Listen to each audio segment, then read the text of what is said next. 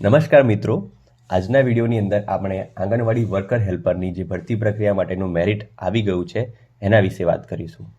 Merit આવી ગયું છે, આપ સૌએ મેરિટ જોયું હશે. ના જોયું હોય તો કઈ રીતે જોવાનું એ પણ તમને બતાવું. ત્યાર પછી મેરિટ આવી જે ગયું છે એની અંદર મેરિટની ગણતરી કઈ રીતે થઈ છે અને કયા આધારે ગણતરી કરવામાં આવી છે એના વિશે આપને જો કોઈ કન્ફ્યુઝન હોય તો એ કન્ફ્યુઝન તમને આ વિડીયોની અંદર દૂર કરીશું. વધુમાં માની લો કે તમારું નામ મેરિટ લિસ્ટમાં નથી અને આપે સફળતાપૂર્વક અરજી કરેલી હતી તો તમારું નામ ક્યાં હોઈ શકે છે? તો તમારું નામ ત્યાં રિજેક્ટ લિસ્ટમાં હોઈ શકે છે. અને જો રિજેક્ટ લિસ્ટની અંદર તમારું નામ હોય તો ત્યાં આગળ રિજેક્ટના કારણો પણ લખેલા હશે. તો કારણો ઘણા હોઈ શકે છે અંદર, પરંતુ એ કારણને કઈ રીતે સમજવું એ પણ તમને સમજાવીશ. અને ત્યાર પછી જે કારણ છે અને એ કારણ ખરેખર આપની દ્રષ્ટિએ ખોટું કારણ છે કે ના આ વસ્તુ તો મેં કર્યું હતું તેમ છતાં અહીં એ કારણે મારી અરજી રિજેક્ટ થઈ છે, તો તમે એના માટે અપીલ પણ કરી શકો છો. અપીલનો સમયગાળો મેરિટ જનરેટ થયા પછીના 10 દિવસ સુધીનો સમયગાળો છે. એટલે આ 10 દિવસના સમયગાળામાં આપનું જે મેરિટ જનરેટ થવું છે એના વિશે કોઈ અસંતોષ હોય તો આપ અપીલ કરી શકો છો. આ 10 દિવસના સમયગાળા પછી અપીલના કરવાના જે સમયગાળો છે એ પૂર્ણ થયેથી આપની અપીલ સુનાવણીની શરૂઆત થશે, જે જિલ્લા કક્ષાએ થશે. અને ત્યાર પછી આપની જે કંઈ ફરિયાદ છે એને સાંભળવામાં આવશે અને એ પ્રમાણે આપને અપલોડ કરેલા ડોક્યુમેન્ટ અને આપે ભરેલ માહિતીના આધારે આપની અરજી ચકાસવામાં આવશે આપની સમક્ષ. અને ત્યાર પછી તેનું નિરાકરણ આપને આપવામાં આવશે. અને જો આપ સાચા હશો તો આપની અરજી મંજૂર કરવામાં આવશે અને જો કદાચ કોઈ ક્ષતિ હશે તો અરજી નામંજૂર જ રહેશે. તો કઈ કન્ડિશનમાં શું થઈ શકે એના વિશે આગળ વાત કરીએ. તો સૌથી પહેલાં આપણે જોઈએ કે વેબસાઇટ પર આપણે જ્યારે આવીએ છીએ, રિક્રુટમેન્ટ ટેબ પર આપ આવશો, જ્યાંથી તમે એપ્લાય કર્યું હતું એ જ રીતે મેનુ છે અને એમાં મેરિટ/રિજેક્ટ લિસ્ટ એટલે એના પર તમે જેવું ક્લિક કરશો એટલે તમને કંઈક આ પ્રકારની ટેબ જોવા મળશે. ઓકે, અને અહીંયા પછી તમારે પસંદ કરવાની છે આપના જિલ્લાનું મેરિટ માટેનું જિલ્લો. અને અહીંયા એડવર્ટાઇઝમેન્ટ પસંદ કરવાની છે, જેમાં આપે આપના જિલ્લાનું નામ પસંદ કરવાનું છે. તો આપનો જે પણ જિલ્લો છે એ તમે જિલ્લો પસંદ કરી શકો છો. ઓકે, હાલમાં એક્ઝામ્પલ માટે હું અહીં ઘડી એક જિલ્લો લઈ રહ્યો છું અને એની અંદર પછી તમારે વર્કર કે હેલ્પરની પોસ્ટ તમારે સિલેક્ટ કરવાની હશે. તો તમે જેમાં એપ્લાય કર્યું હોય એના પર તમે ક્લિક કરો અને ત્યાર પછી સર્ચ બટન પર ક્લિક કરશો એટલે તમને કંઈક આ રીતનું વ્યૂ જોવા મળશે. એટલે આપના જિલ્લાની અંદર જેટલા પણ આંગણવાડી વર્કર હેલ્પરની જે ભરતી પ્રક્રિયા થઈ છે અને એની અંદર મેરિટ જનરેટ થયા છે એનું અહીંયા લિસ્ટ જોવા મળશે. હવે મેરિટ લિસ્ટની અંદર કંઈક આ પ્રમાણેનું હોય છે મેન્યુ કે વ્યૂ મેરિટ, એટલે અહીંયા પોસ્ટ ટાઈપ છે અને અહીંયા વ્યૂ મેરિટ એટલે અહીંયાથી તમે ક્લિક કરશો તો તમને તમારું મેરિટ કંઈક આ પ્રમાણે જોવા મળશે. ત્યાર પછીનું જે લિસ્ટ છે એ રિજેક્ટ લિસ્ટ છે. રિજેક્ટ લિસ્ટ પર આપ ક્લિક કરશો તો આ જે કોઈ કેન્દ્ર છે એનું રિજેક્ટ લિસ્ટ ઓપન થઈ જશે અને રિજેક્ટ લિસ્ટ કંઈક આ પ્રમાણે જોવા મળશે. એટલે કે તમે જે કેન્દ્રની અંદર એપ્લાય કર્યું હોય એ કેન્દ્રની અંદર વ્યૂ મેરિટ કરો તમે અને મેરિટમાં જો તમારું નામ ના હોય તો એક વખત ચેક કરો તમારું નામ કે તમારું નામ રિજેક્ટ લિસ્ટમાં તો નથી. રિજેક્ટ લિસ્ટમાં નામ હોય તો આ રીતનું તમને તમારું નામ જોવા મળશે. નામ અથવા તો તમારો અરજી ક્રમાંકથી પણ તમે શોધી શકો છો. તો તમે તમારો અરજી ક્રમાંક જો લખશો ને તો પણ તમને કદાચ મળી જાય. ઓકે, જેમ કે આપણે 252 લાસ્ટ 3 ડિજિટથી તમે સર્ચ કરો તો પણ અહીંયા તમને મળી જાય. તો આ છે. ઓકે, આ એક એક્ઝામ્પલ છે કે કઈ રીતે શોધવું. અને ત્યાર પછી આપણે આ ઘણા બધા કારણો લખેલા છે. ઓકે, તો સૌથી પહેલાં તો આપણે મેરિટમાં જો તમારું નામ હોય અને તમને કોઈ કન્ફ્યુઝન હોય કે આ મેરિટ કઈ રીતે બન્યું છે તો એ તમને હું બતાડું. તો અત્યારે એક્ઝામ્પલ માટે આપણે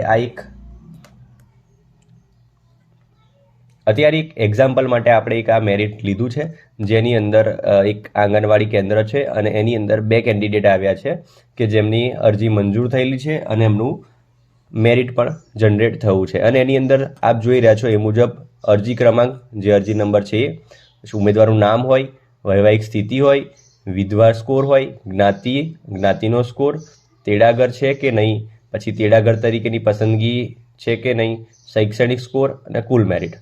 તો મેરિટ કંઈક આ પ્રકારે બને છે. જો કોઈ ઉમેદવાર વિધવા હોય તો એને 10 માર્ક્સ મળતા હોય છે મેરિટ માટે. ઓકે, તો આ અહીંયા અપરિણિત સ્ત્રી છે અને એટલે એમનો વિધવા માટેનો કોઈ સ્કોર આવશે નહીં. એ મુજબ નીચે પણ એ રીતનું જોઈએ આપણે, તો એમને પણ વિધવાની અંદર કોઈ સ્કોર એટલે 0, એટલે કે બેનનું અત્યાર સુધી મેરેજ થયું નથી અને એના કારણે એમને એક્સ્ટ્રા માર્ક્સ. પરંતુ કોઈ એવા હોય, કોઈ એક એવા સ્ત્રી હોય કે જેમને વિધવા હોય અને એમને પ્રમાણપત્ર રજૂ કર્યું હશે તો એમને 10 માર્ક્સ મળે ખરા. ઓકે, ત્યાર પછી જ્ઞાતિનો સ્કોર. તો જ્ઞાતિની અંદર SCBC, SC, ST એ રીતનું રિઝર્વ કેટેગરીના જે કેન્ડિડેટ છે એમને એપ્લાય કર્યું હોય અને એમને પરફેક્ટ ડોક્યુમેન્ટ સબમિટ કર્યા હોય તો એમને 10 માર્ક્સ જ્ઞાતિના મળતા હોય છે. ત્યાર પછીની વસ્તુ છે તેડાગર. તો આ તેડાગર શું છે? તો તેડાગર એવું માટેનું છે કે જે આંગણવાડી કેન્દ્રની અંદર કોઈ તેડાગર, એટલે કે જે વર્કર હેલ્પરની ભરતી છે એટલે હેલ્પરની ભરતી, બરાબર. તો કોઈ હેલ્પર આંગણવાડી કેન્દ્રની અંદર 10 વર્ષથી વધુ સમયગાળાથી એ કેન્દ્રની અંદર સેવા આપી રહ્યા છે અને તે જ કેન્દ્રની અંદર જો વર્કરની જગ્યા ખાલી પડી છે તો તે તેડાગર એપ્લાય કરે એના જરૂરી પુરાવા સાથે, સર્ટિફિકેટ સાથે, તો તેડાગરને તે કેન્દ્રની અંદર, એટલે કે જે તે જિલ્લાના 25% આંગણવાડી કેન્દ્રો પૈકી એટલા જે તેડાગર બહેનો છે કે જેના 10 વર્ષનો અનુભવ ધરાવે છે એવા બહેનોને અગ્રતા મળવા પાત્ર હોય છે. ઓકે, એટલે એના કારણે એમને મેરિટ કદાચ એમનું ઓછું હોય તો પણ એમને ફર્સ્ટ નંબર આવી શકે છે, પરંતુ આ 25%ના કેસમાં. ઓકે, એટલે આ એક વાત થઈ. ત્યાર પછીનો છે શૈક્ષણિક સ્કોર. તો શૈક્ષણિક સ્કોર બે રીતનો છે, વર્કર માટે અલગ છે અને હેલ્પર માટે અલગ છે. તો આપણે શૈક્ષણિક સ્કોરને ખાસ સમજવાનો રહેશે, કારણ કે જ્ઞાતિનો સ્કોર સીધો 10 છે, તેડાગર તરીકે હશે તો સીધી અગ્રતા મળશે અને વિધવા હોય તો એનો 10 માર્ક્સ હોય છે, એટલે કે 10 એટલે વિધવાનો સ્કોર આ વત્તા જ્ઞાતિનો સ્કોર વત્તા શૈક્ષણિક સ્કોર, એમ કરીને કુલ મેરિટ બનતું હોય છે. એટલે આ બેનમાં જોઈએ તો 0 વત્તા 10 વત્તા 38.12 ટોટલ 48.2. હવે આ 38.12 કઈ રીતે બન્યું છે એ જોવાની જરૂરિયાત છે આપણે. તો આ જોવા માટે હું આપને કહીશ કે પહેલાં આપ GR જુઓ. ઓકે, GR ક્યાંથી જોવાનો? તો આપણી જે આ ટેબ છે ત્યાંથી જ નીચે GR ડાઉનલોડની એક ટેબ આપેલી છે, એના પર તમે ક્લિક કરશો એટલે તમને આ રીતનું એક વ્યૂ જોવા મળશે. હવે આ જે આપ જોઈ રહ્યા છો એની અંદર સ્થાનિક રહેવાસી અંગેના દાખલો, સ્વઘોષણા પત્રકનો નમૂનો, સામાન્ય સૂચનાઓ, વારંવાર પૂછાતા પ્રશ્નો અને જરૂરી જે લેટેસ્ટ સુધારા થયેલા છે એ બધા સુધારા માટેના જે GR થયેલા છે. પરંતુ આપે જોવાનો છે 25/11/2019નો GR. ઓકે, આ જે GR છે એ તમે જેવું ઓપન કરશો, એના પર કંઈ વ્યૂ પર ક્લિક કરશો એટલે ડાઉનલોડ થશે અને ત્યાર પછી આ રીતનું તમને GR જોવા મળશે.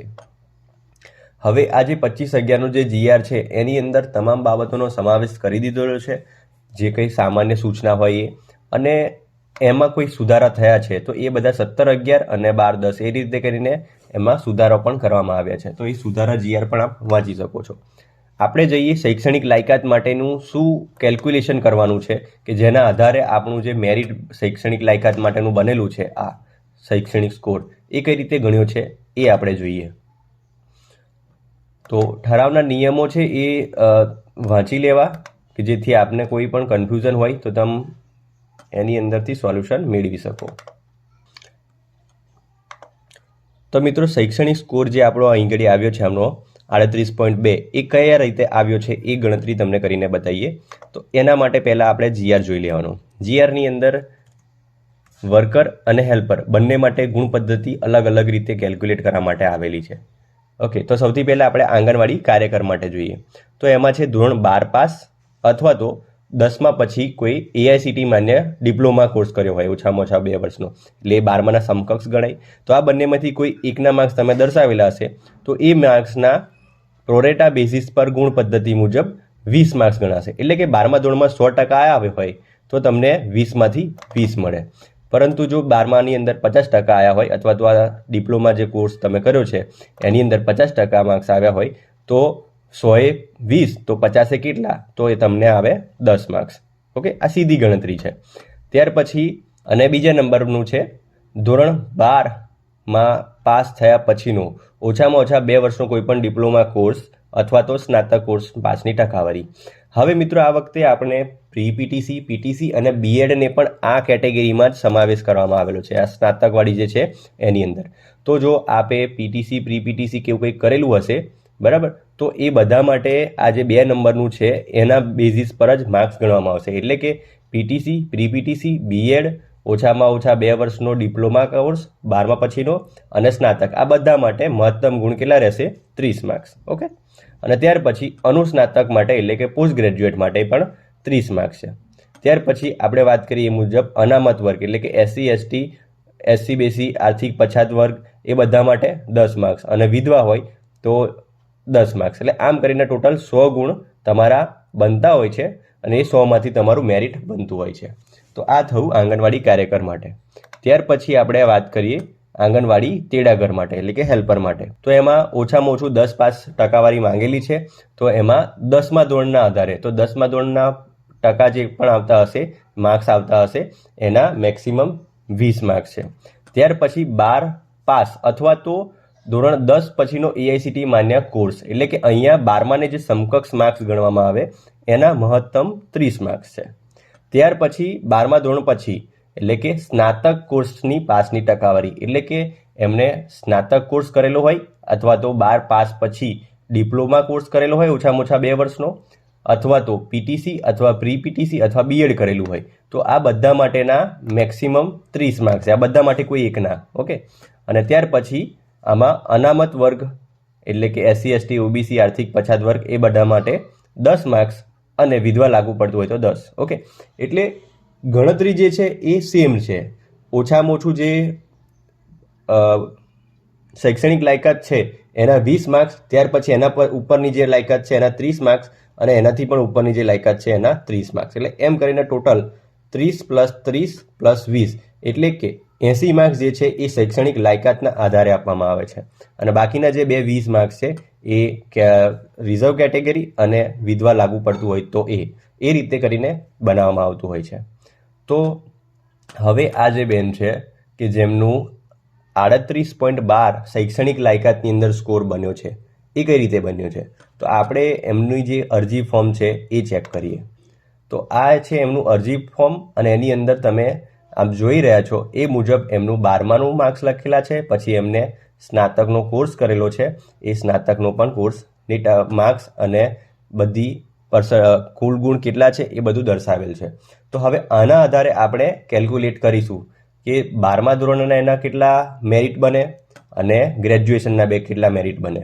એટલે કે 12મા ધોરણના આધારે 20માંથી માર્ક્સ મળશે અને સ્નાતકની અંદર 30માંથી માર્ક્સ મળશે અને પોસ્ટ ગ્રેજ્યુએટ હોત તો પણ પોસ્ટ ગ્રેજ્યુએટમાં પણ 30માંથી મળત, તો એના પણ એડ થાત. ઓકે. તો હવે આપણે જોઈએ કે કઈ રીતે આના માર્ક્સ આપણે ગણેલા છે. 20 ગુણ્યા કેટલામાં મેળવેલ માર્ક્સ 718, 718 ભાગ્યા 900 કેટલામાંથી આવ્યા છે એ. ઓકે.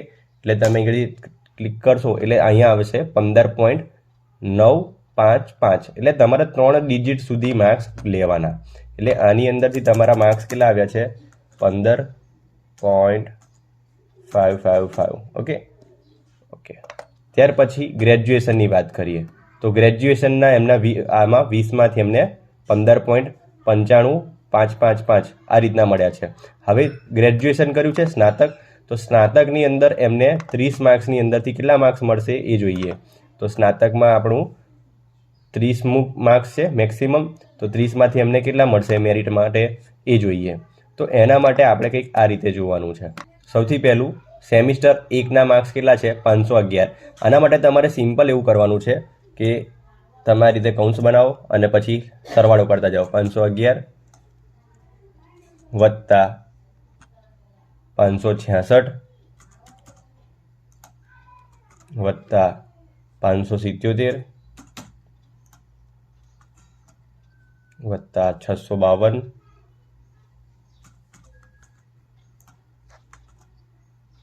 વત્તા 685. એટલે જેટલા સેમિસ્ટર એમને દર્શાવ્યા હતા એ બધા સેમિસ્ટરમાં મેળવેલ માર્ક્સનો સરવાળો કરી લેવાનો 666. ઓકે. આ સરવાળો આવી ગયો એમનો 3657. એટલે તમે એને સાઈડ પર લખી દો કે કેટલા આવ્યા ટોટલ 3657. આ મેળવેલ ગુણ છે. ઓકે. આ મેળવેલ ગુણ છે અને કેટલા માર્ક્સમાંથી? તો કે 750 વત્તા 875, 850, 850, 850. તો આનો પણ તમે સરવાળો કરી લો. તો કેટલામાંથી 775 વત્તા 750 બીજા સેમિસ્ટરમાં, ત્રીજા સેમિસ્ટરની અંદર 875, ચોથામાં 850, પાંચમામાં 850 અને પછી છેલ્લા છઠ્ઠામાં પણ 850. ઓકે, એટલે ટોટલ કેટલા થયા? 4950. એટલે કે 4950 માર્ક્સમાંથી 4950 માર્ક્સમાંથી એમને મળેલા કેટલા? 3657 માર્ક્સ. હવે 30 ગુણમાંથી એમને કેટલા મળવા પાત્ર છે? તો એ જોવા માટે આપણે શું કરવાનું? સિમ્પલ અહીંયા તમારે 30 લખવાના, 30 ગુણ્યા બધા સેમિસ્ટરમાં મેળવેલ ગુણનો સરવાળો એટલે કે 3657 એટલે ગુણ્યા 3657. ઓકે, અને ભાગ્યા કેટલામાંથી મેળવેલા છે એ બધા માર્ક્સ? તો કે 4950 એટલે 4950. ઓકે, પછી એન્ટર કરશો તમે એટલે એનું મેરિટ આવશે 22.1636. ઓકે, એટલે આને મળવાપાત્ર કેટલા છે? 30માંથી 22.16. જે કન્ડિશનની અંદર આપણા જે સ્કોર બનતા હોય છે એ કન્ડિશનની અંદર જ્યાં પણ આ રીતનું 5 દેખાતું હોય છેલ્લા 5 ડિજિટની અંદર, બરાબર, અહીંયા 5 છે તો અહીંયા કેટલા થઈ જાય? 6 થઈ જાય. બે ડિજિટનો આપણો સ્કોર લેવાનો હોય છે એટલે કે અહીં ઘડી 15.96 થઈ જશે, બરાબર, 15.96 અને અહીંયા 22.16. હવે આ બંનેનો તમે સરવાળો કરો એટલે તમારો સ્કોર બનશે 15.96 વત્તા 22.16 એટલે કેટલો બન્યો? 38.12. તો ચાલો જોઈએ એમનો સ્કોર. ઓકે, શૈક્ષણિક લાયકાતની અંદર 38.12. ડન. તો આપ જોઈ રહ્યા છો એ મુજબ આ રીતે ગણતરી કરવાની થતી હોય છે શૈક્ષણિક લાયકાતનો સ્કોર. હવે આની અંદર પછી તમે એડ કરો જ્ઞાતિનો સ્કોર અથવા તો વિધવાનો સ્કોર. તો એ બંને સ્કોર એડ કરીને પછી ટોટલ જે મેરિટ બનતું હોય છે એ 48.12 એટલે કે આમના જ્ઞાતિના સ્કોર 10 વત્તા શૈક્ષણિક સ્કોર. તો આ રીતે આપણી જે ગણતરી હોય છે એ પ્રોરેટા બેઝ પદ્ધતિ આ રીતે ગણતરી થતી હોય છે. તો આ રીતે તમે હેલ્પરની અંદર પણ આ રીતે જ માર્ક્સ ગણી શકશો. ઓકે, હવે વાત કરીએ આપણે. માની લો કે તમારું નામ કાં તો કોઈ અરજદારનું નામ મેરિટમાં નથી. જો આપનું નામ મેરિટમાં નામ નથી તો પછી આપણે શું ચેક કરવાનું રહેશે? Reject list. તો રિજેક્ટ લિસ્ટ ચેક કરવા માટે અહીંયા ફરીથી આપણા મેઇન મેન્યુ છે એમાં આવી જઈએ. ત્યાંથી એડવર્ટાઇઝમેન્ટ પસંદ કરીએ, પોસ્ટ પસંદ કરીએ અને ત્યાર પછી જે રીતે કેન્દ્ર હોય એની સામે આ રિજેક્ટ લિસ્ટ છે એ રિજેક્ટ લિસ્ટ પર ક્લિક કરો એટલે રિજેક્ટ લિસ્ટ ખુલશે. ઓકે, હવે કેટલાક કિસ્સામાં એવું પણ થશે કે જ્યાં આગળ આપને મેરિટ લિસ્ટ અહીંયા આવું ઝાંખું દેખાતું હશે તો એનો મતલબ એવો છે કે આ કેન્દ્રની અંદર એક પણ અરજી મંજૂર થઈ નથી. ઓકે, તો એનું પછી આપણે રિજેક્ટ લિસ્ટ જોવું પડે કે રિજેક્ટ લિસ્ટમાં શું કારણ છે. ઓકે, તો રિજેક્ટ લિસ્ટ પર આપ જેવું ક્લિક કરશો એટલે રિજેક્ટેડ એપ્લિકેશન લિસ્ટ આ રીતે ખુલશે. હવે માન લો કે કોઈ ઉમેદવાર છે અને એમનું નામ અહીંયા છે રિજેક્ટેડ લિસ્ટની અંદર, તો એમણે શું સમજવું આ બધા કારણોમાંથી એ જોઈએ. તો આપ સૌ જોઈ રહ્યા છો એ મુજબ ઘણા બધા અહીંયા કારણો લખેલા છે. તો કારણો કઈ રીતે સમજવા એ સમજાવું તમને. તો કોઈ આપણે એક્ઝામ્પલ લઈએ કે કોઈક આ ઉમેદવાર છે એની અંદર આટલા કારણો લખેલા છે. તો એક આ પહેલું અહીંથી જોઈએ. તો અહીંયા શું લખ્યું છે? મામલતદારશ્રી દ્વારા આપવામાં આવેલ સ્થાનિક રહેઠાણનો પુરાવો નિયત નમૂનામાં નથી. બરાબર છે?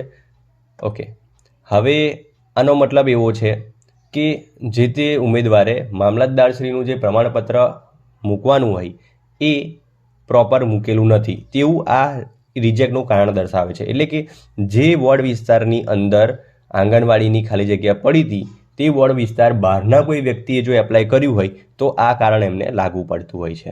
ઓકે, અથવા તો એમને મામલતદારશ્રીનું પ્રમાણપત્રની જગ્યાએ બીજું કોઈ પ્રમાણપત્ર અપલોડ કર્યું હોય તો તેવું હોય કારણ તો પણ તમને આ કારણ જોવા મળી શકે છે. એટલે કે રહેઠાણના પુરાવા બાબતેનું આ રીતનું કંઈ આવતું હોય તો સમજવું કે પ્રોપર મામલતદારશ્રીનું જે રહેઠાણનો પુરાવો હોય છે એ ના મૂકેલો હોય તો આ કારણ દર્શાવેલું હોય. પરંતુ જો આપે 100% શ્યોર હોવ કે ના મેં પ્રમાણપત્ર મૂક્યું હતું જ, તો તમે ગ્રીવન્સ કરી શકો છો, એટલે કે અપીલ કરી શકો છો. તો એના માટે પણ આપણે બતાવીશું કે કઈ રીતે અપીલ કરી શકાય છે. ઓકે, ત્યાર પછી અહીંયા બીજું, એટલે આ એક તમે આટલું અહીંયા લખેલું છે તો તમે થોડું ડીપમાં વાંચી શકો છો કે કારણ શું છે. બટ શોર્ટમાં તમને કહીએ તો અહીંયાથી ખ્યાલ આવે છે કે મામલતદારશ્રીનું પ્રમાણપત્ર નિયત નમૂનામાં નથી. ઓકે. હવે ત્યાર પછી આપણે engળી નીચે આવીએ તો બીજા કોઈ ઉમેદવાર માટે જોઈએ, એટલે કે આમાં ફક્ત એક જ કારણ છે. બીજા ઉમેદવાર છે એમાં જોઈએ તો કે સ્નાતક માર્કશીટમાં ગ્રેડ સ્કોર, CGPA, CPI દર્શાવેલ હોય. આ કિસ્સામાં અરજદાર દ્વારા યુનિવર્સિટી કોલેજ દ્વારા જારી કરવામાં આવેલ ગ્રેડ સ્કોરમાંથી ગુણ ટકાવારી ગણતરી અથવા યુનિવર્સિટી કોલેજ પાસેથી જે ગણતરી માર્ક્સ કરવાની ટકાવારીનું પ્રમાણપત્ર છે એ અપલોડ કરેલ નથી. ઓકે, હવે આ એકનું એક કારણ તમને ઘણી વખત રિપીટ થઈ રહ્યું છે. એનો મતલબ શું છે કે આપ જ્યારે અરજી કરી ત્યારે આ મુજબ એક સેમિસ્ટરનું તમે અપલોડ કર્યું હશે, એટલે કે એક સેમિસ્ટરની અંદર ભૂલ હશે તો ત્યાં આગળ એને ઇનકરેક્ટ કરવામાં આવે અને એની સામે આ કારણ દર્શાવવામાં આવે.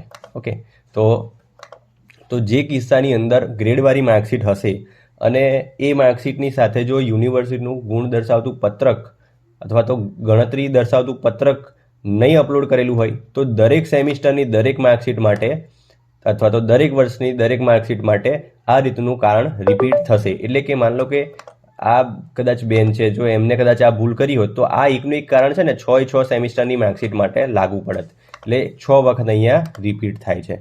ઓકે, એટલે હવે આ વસ્તુ જોઈ લીધું આપણે કે માર્કશીટની અંદર પ્રશ્ન છે. અને આપ જુઓ છો એ મુજબ જ્યારે તમે અરજી પ્રક્રિયા કરીને ત્યાર પછી અહીંયા નીચે પણ આપવામાં આવતી હોય છે શરતો, અને જેને આપ માન્ય રાખો છો કે ઓકે આ અમે ફોર્મ ભરીએ છીએ ત્યારે આ બધી માહિતી વાંચેલી છે, સમજેલી છે. ઓકે, એ પ્રમાણે અને તેમને બધી શરતો બંધન કરતા રહેશે ને એ રીતનું લખેલું છે. તો આ બધું તમે એક્સેપ્ટ કરેલું છે અરજી પ્રક્રિયા કરતી વખતે, અને એની અંદર આ લખેલું છે 5 નંબરની શરત આપ જોઈ રહ્યા છો કે જે કિસ્સામાં માર્કશીટમાં ગ્રેડ સ્કોર, CGPA દર્શાવેલ હોય તે કિસ્સામાં યુનિવર્સિટી દ્વારા જારી કરેલ ગ્રેડ સ્કોરમાંથી ગુણ અથવા તો ટકાવારીની ગણતરી યુનિવર્સિટી પાસેથી એ ગણતરી થયેલ માર્ક્સનું પ્રમાણપત્ર ફરજિયાત અપલોડ કરવાનું રહેશે. એટલે જો આપે અપલોડ નહીં કરેલું હોય તો આપને આ પ્રમાણેનું કારણ દર્શાવવામાં આવશે. પરંતુ જો આપ 100% શ્યોર હોવ કે ના મેં અરજી કરી ત્યારે ગુણ દર્શાવતું પત્રક પણ અપલોડ કરેલું હતું, તેમ છતાં મારી અરજી રિજેક્ટ કરવામાં આવી છે, તો આ કિસ્સામાં આપ અપીલ કરી શકશો. ઓકે, તો આ રીતે કંઈક છે અપીલના કારણો. તો મેઇનલી જે કારણ છે એક તો મામલતદારશ્રીનું પ્રમાણપત્ર ખોટું હશે તો, અથવા તો માર્ક્સ ખોટા હશે તો, માર્ક્સમાં વિસંગતતા હશે તો, અને એક વખત જો માર્ક્સમાં વિસંગતતાવાળું કારણ આવે તો તમારી જે અરજી પ્રક્રિયા તમે કરેલી છે, ઓકે અરજી ફોર્મ ભરેલું છે એ તમારે ચેક કરી લેવાનું, એમાં કેટલા માર્ક્સમાંથી કેટલા માર્ક્સ દર્શાવ્યા અને તમારે માર્કશીટમાં જોઈ લેવાનું. જો એ પ્રમાણે સાચા હોય તો તમે અપીલ કરી શકો છો, અથવા અધરવાઇઝ તમે જાણી શકો છો કે મારી અરજી જે છે બરાબર રિજેક્ટ થઈ છે. ઓકે, રિજેક્ટ લિસ્ટની અંદર આવા પણ કારણ હોઈ શકે છે કે સ્વઘોષણા પત્રકની જગ્યાએ આધાર કાર્ડ અપલોડ કરેલ છે, સ્વઘોષણા પત્રક અપલોડ કરેલ નથી, અથવા તો સ્વઘોષણા પત્રક નિયત નમૂનામાં નથી. તો જો આવું કોઈ કારણ હોય તો એનું એ રિજેક્ટ થવાનું કારણ એવું હોઈ શકે છે કે આપને જે સ્વઘોષણા પત્રક છે એ આ નમૂનાની અંદર આપણે અપલોડ કરવાનું હતું, અને જ્યારે આપણે અરજી કરતા હતા ત્યારે સાઈડ પર આપતું ઓપ્શન આવતું હતું સેલ્ફ ડિક્લેરેશન ફોર્મનું, અને આપણું જે GR સેક્શન છે એની અંદર પણ અહીંયા આપેલું હતું કે તમે અહીંથી નમૂનો મેળવી શકો છો.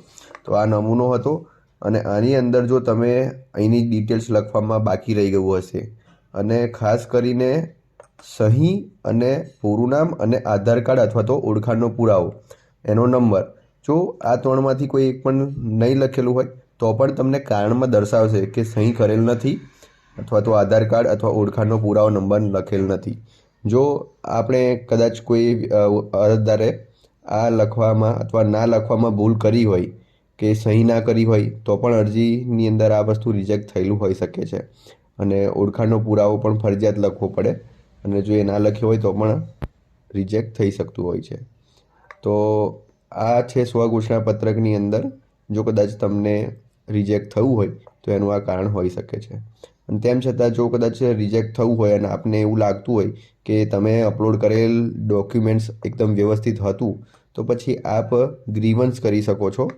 ને ગ્રીવન્સ કરવા માટે આપણે આગળ જણાવીશું કઈ રીતે કરવાનું છે, તો એ પણ આપણે કરી શકો છો. તો આ રીતે તમે એક વખત આ કારણો જોઈને તમારી અરજી ચકાસી લેવી અને સાથે સાથે જીઆર પણ વાંચી લેવો અને એના જે કંઈ જરૂરી સુધારા વધારા છે એ પણ જોઈ લેવા, જેથી આપને કોઈ તકલીફ ના રહે. ત્યાર પછી આપણે આવીએ ગ્રીવન્સ માટે. તો ગ્રીવન્સ કરવા માટે કઈ રીતે કરીશું? તો માની લો કે અહીંયાથી કોઈક અરજદાર છે અને એમનું રિજેક્ટ લિસ્ટની અંદર નામ છે, તો હવે એમણે શું કરવું પડે? ચેક કરવું પડે કે મારી અરજી સાચી છે કે નહીં. હવે અરજી જો એમણે સાચી કરેલી હોય તો પછી એમણે શું કરવું પડશે? ગ્રીવન્સ કરવું પડે. ગ્રીવન્સ એ ઉમેદવાર માટે છે કે જેને ખરેખર સાચી રીતે ફોર્મ ભરેલું હોય ને તેમ છતાં રિજેક્ટ થયેલું હોય તો એ ગ્રીવન્સ થશે, એમની સુનાવણી થશે અને જો સાચા હશે તો એમની અરજી માન્ય રાખવામાં આવશે. અધરવાઇઝ અરજી એમની જેવી અમાન્ય છે એ જ રહેશે, જો કારણો સાચા કારણના લીધે રિજેક્ટ કરેલા છે તો. બરાબર, કારણો વ્યવસ્થિત હોવા જોઈએ. હવે આપ જોઈ રહ્યા છો એ મુજબ કોઈ એક આ બેન છે, તો હું એમને જો કઈ રીતે ગ્રીવન્સ કરવું છે એ જોવું હોય તો આપણે અહીંયા એપ્લાય ગ્રીવન્સ પર ક્લિક કરવાનું. ઓકે, એપ્લાય ગ્રીવન્સ પર તમે ક્લિક કરશો, આ જે કેન્દ્રનું હોય એ કેન્દ્રની સામે તમારે એપ્લાય ગ્રીવન્સ કરવું કે જેથી આપની જે ફરિયાદ છે એ જે તે કેન્દ્રની અંદર જાય. આપ ગ્રીવન્સ પર ક્લિક કરશો એટલે એક નવું ફોર્મ ખુલશે. એની અંદર જાહેરાત ક્રમાંક, તો જાહેરાત ક્રમાંક અગેન જે જિલ્લાનું છે એ, તો તમે કોઈ પણ જે જિલ્લાનું છે હું સિલેક્ટ કરી લઉં છું માની લો, અને અહીંયા ઉમેદવારનો અરજી ક્રમાંક નાખશો. અરજી ક્રમાંક નાખ્યા પછી આપને અહીં ઓટીપી પૂછવામાં આવશે. ઓકે, ઓટીપી કરશો તમે એટલે જે તે લાભાર્થી હશે, જે ઉમેદવાર હશે એને અહીંયા ઓટીપી નંબર આવશે અને ત્યાર પછી અહીંયા એની બધી ડિટેલ્સ આવી જશે, કયો તાલુકો, કયો ગામ ને કયું શું છે શું નહીં.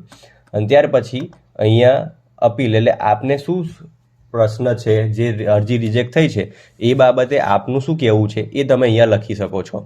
અહીંયા લખ્યા પછી તમે અપીલ, રજૂઆત, ફરિયાદના દસ્તાવેજ ચડાવો. હવે મિત્રો આની અંદર આ વસ્તુ ખાસ સમજો તમે કે જ્યારે તમે અપીલ કરી રહ્યા છો અને અરજી પ્રક્રિયા દરમિયાન જો આપને કોઈ ડોક્યુમેન્ટ અપલોડ કરવાનું બાકી રહી ગયું હોય તો તમે અહીંયા એ અપલોડ નહીં કરી શકો. અહીંયા તમે એને અપલોડ કરશો તો એને માન્ય નહીં ગણવામાં આવે. એટલે આ થોડુંક સમજી લો કે અપીલની અંદર ફક્ત એવું છે કે તમે અરજી પ્રક્રિયાના સમયગાળા દરમિયાન પ્રોપર અરજી કરેલ હોય, તમામ દસ્તાવેજો અપલોડ કરેલા હોય અને બધું જ વ્યવસ્થિત હોય, તેમ છતાં તમારી અરજી રિજેક્ટ થઈ હોય તો તમે અહીંયા ફરિયાદ કરો. બાકી માની લો કે કોઈ ઉમેદવાર છે કે જેને મામલતદારશ્રીનું પ્રમાણપત્ર રજૂ કર્યું નહોતું જે તે સમયગાળામાં અને એ અત્યારે અપીલ કરે છે અને અહીંયાથી ચૂઝ ફાઇલ કરીને એ મામલતદારશ્રીનું પ્રમાણપત્ર રજૂ કરશે તો એની અરજી મંજૂર થશે એવું નહીં થાય. એટલે આ બાબત ખાસ ધ્યાન રાખો. એટલે જે કામ જે સમયગાળા દરમિયાન કરવાનું હતું એ સમયગાળા દરમિયાન જ કરવાનું, ત્યાર પછી નવા ડોક્યુમેન્ટ અપીલમાં નહીં સ્વીકારવામાં આવે. ઓકે, એટલે તમે જો સાચા હોવ તો અપીલ કરો, અધરવાઇઝ અત્યારે નવા ડોક્યુમેન્ટ અપલોડ કરવાની ટ્રાય કરતા હોવ તો એ વસ્તુ અપીલમાં એક્સેપ્ટ નહીં થાય. ઓકે, એટલે આ થોડું સમજો તો આપનો પછી ટાઈમ બગડે નહીં. ઓકે, અને ત્યાર પછી સંક્ષિપ્તમાં અહીંયા લખી શકો છો અને પછી કોઈ કારણ હોય, જેમ કે હવે હું અહીંયા તમને બતાવું કે ચલો તમે અરજી ફોર્મની અંદર અહીંયા માર્ક્સ બતાવેલા છે.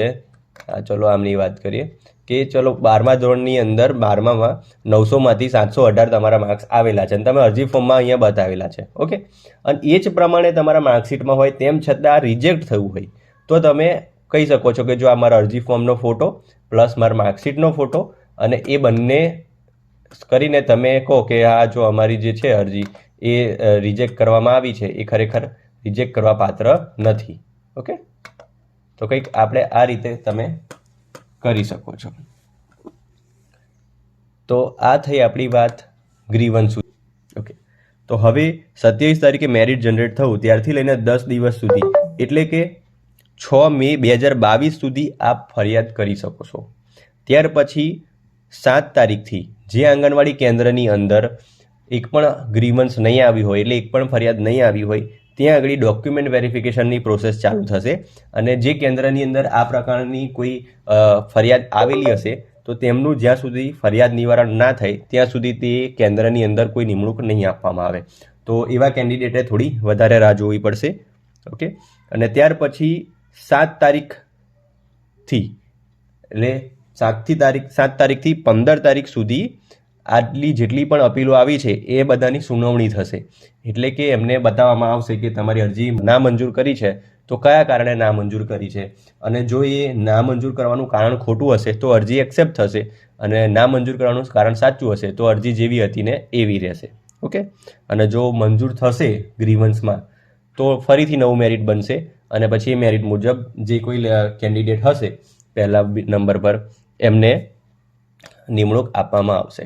ઓકે, તો આ થઈ આખી પ્રોસેસ પ્રક્રિયા કે કઈ રીતે આપણે મેરિટ જોઈએ છે અને ત્યાર પછી એની ગણતરી કઈ રીતે થાય છે અને જીઆરની અંદર આપણે જોઈએ છે એ મુજબ, અને ત્યાર પછી આ જે અપીલ કરવાનું જે છે કારણ અરજદારના રિજેક્ટના કારણો એ જોઈએ છે, અને એ કારણોના આધારે તમે કઈ રીતે ગ્રીવન્સ કરી શકો છો એ જોયું આપણે. તો આઈ હોપ કે આપ સૌને આ બધી માહિતી એકદમ વ્યવસ્થિત સમજાઈ ગઈ હશે. જો ના સમજાઈ હોય તો ફરીથી એક વખત જોઈ લો, અને કોઈ પ્રશ્ન હોય તો આપ વિડીયોના કમેન્ટ બોક્સમાં પણ કમેન્ટ કરી શકો છો, જેથી આપને યોગ્ય માર્ગદર્શન મળી રહે. ઓકે, તો આભાર આપ સૌનો કે આ બહુ લાંબો વિડીયો થઈ ગયો, પરંતુ માહિતી આપણી એટલી બધી છે કે જે ટૂંકમાં કહી શકાય એમ ન હતી. તો વિડીયોમાં બની રહેવા માટે આપ સૌનો આભાર. Thank you.